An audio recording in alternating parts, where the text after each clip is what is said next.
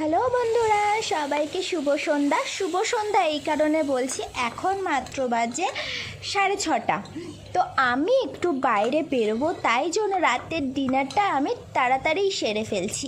আজকে করব ডিম বিরিয়ানি। তো সবাই পারো ডিম বিরিয়ানি, তবু আমি ভাবলাম চলো এই ছোট্ট বিরিয়ানির রেসিপিটা তোমাদের সাথে একটু শেয়ার করি।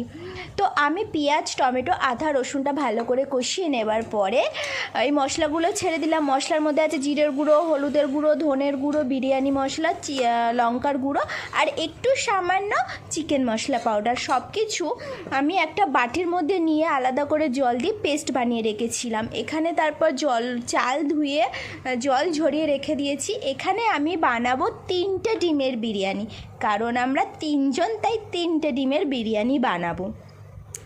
আমি আলাদা করে গুঁড়ো মশলাগুলো ডাইরেক্ট আমি তেলের মধ্যে দিই না মশলা, কারণ জ্বলে যায় আমার। তাই আমি আলাদাভাবে বাটি করে নিয়ে মশলাগুলো দিয়ে জল দিয়ে একটু পেস্ট করে রেখে দিই, আমার এতে জ্বলে না মশলাটা। তারপর মশলার সাথে চালগুলো ছেড়ে দিয়ে চালগুলো একটু ভেজে নেবো, সামান্য একটু ভেজে নেবো। এই কারণে চালের মধ্যে যেহেতু একটু একটু জল থাকে, তো ওই জল সমেত দিলে ভালো হয় না, তাই চালটাকে একটু ড্রাই করে নিয়ে তারপর আমি উষ্ণ গরম জল দিয়ে দিয়েছি। এখানে 1 গ্লাস চাল আছে, 1 গ্লাস চালের মধ্যে 2 গ্লাস জল দিয়ে তারপরে ডিমগুলো ছেড়ে দিলাম।